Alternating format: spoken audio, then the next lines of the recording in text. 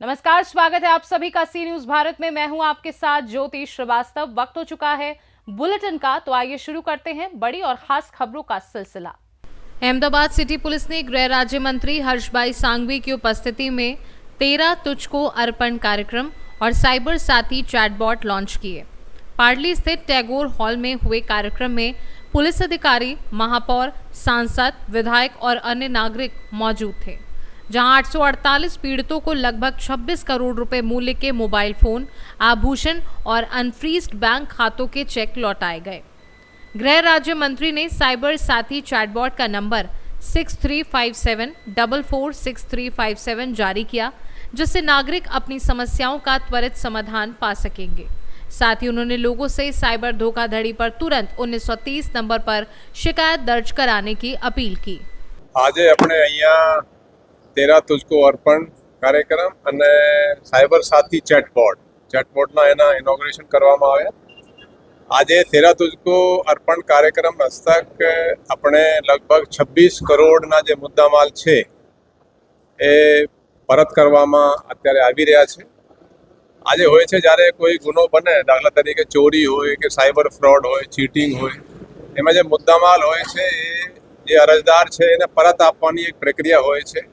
એમાં કોર્ટથી ઓર્ડર મેળવવાનું હોય છે, પછી એને આવીને પછી એને પરત આપવાની એ પ્રોસેસ હોય છે। એ તમામ પ્રોસેસ ઝડપથી થાય અને અહીંયા પોલીસ સામેથી એને બોલાવીને એના મુદ્દામાલને પરત આપે છે। એક આ પ્રોએક્ટિવ પોલીસનો અભિગમ છે। આમે આજે માનનીય ગૃહમંત્રીશ્રીએ આ અંગે ખૂબ જ પ્રશંસા કરી અને અમુક એવા કેસો જે જૂના હતા, ઘણા બધાના ગોલ્ડ, જ્વેલરી વગેરે, કેશ એ બધા પરત આપવામાં આવ્યા। આ સિવાય એક જે સાયબર સાથી જે ચેટબોટ છે એ પણ આજે આપણે અમદાવાદ સિટી માટે આપણે લોન્ચ કરવામાં આવ્યા। આજે ચેટબોટ છે, આનાથી આપણે કોઈ સાયબર ક્રાઇમના જે ઘણી બધી જે મોડસ ઓપરેન્ડી હોય છે સાયબર ક્રાઇમ અંગેની, એની તમે વિગત મેળવી શકો છો કે ઓટીપી, દાખલા તરીકે ફ્રોડ શું છે, ઇન્વેસ્ટમેન્ટ ફ્રોડ શું છે, જુદા જુદા જે સાયબર ક્રાઇમ થતા હોય છે એની વિગત મેળવી શકો છો। અને એમાં આપણે અમદાવાદના જે તમામ પોલીસ સ્ટેશન છે એની આપણે વિગત એમાં મળી શકે, એના ફોન નંબર મળી શકે। આપણે દરેક પીએસઓએ આપણે જે પોલીસ સ્ટેશનના જે ઓફિસર જે કાયમી ત્યાં પોલીસ સ્ટેશનમાં હોય છે એના મોબાઈલ નંબર પણ અમે એમાં નાખ્યા છે અને પોલીસ સ્ટેશનની લોકેશન પણ અમે મળી શકે। એટલે કોઈએ કંઈ પોલીસ સ્ટેશન જવું હોય તો ગૂગલમાં ઓપન થાય છે અને તમે ત્યાં પોલીસ સ્ટેશન પણ પહોંચી શકો છો। તો આ જે બે જે પ્રોગ્રામ છે અહીંયા આપણે આજે કરવામાં આવ્યા। એમાં માનનીય ગૃહમંત્રીશ્રી સાથે ડીજીપી સાહેબ પણ હતા, માનનીય મેયરશ્રી, સાંસદ સભ્યશ્રીઓ અને ધારાસભ્યશ્રીઓ પણ અમે હતા। Thank you. अहमदाबाद से सी न्यूज संवाददाता यज्ञेश गोस्वामी की रिपोर्ट।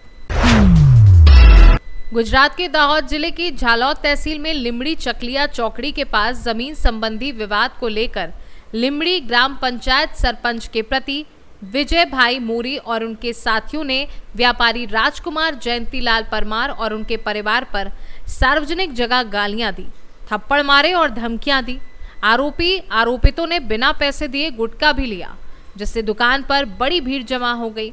घटना के बाद पीड़ित परिवार ने लिमड़ी थाने में शिकायत दर्ज कराई, जिस पर पुलिस ने विजय भाई मोरी, घनश्याम माली, समीर जैन और पारस सोलंकी के खिलाफ गंभीर मामला दर्ज कर कार्यवाही शुरू कर दी है। झालोद तालुकाना લીમડી ગામમાં દાહોદ રોડે આવેલી 233/1 માં સીએમ પોર્ટલમાં ફરિયાદ કરી હતી।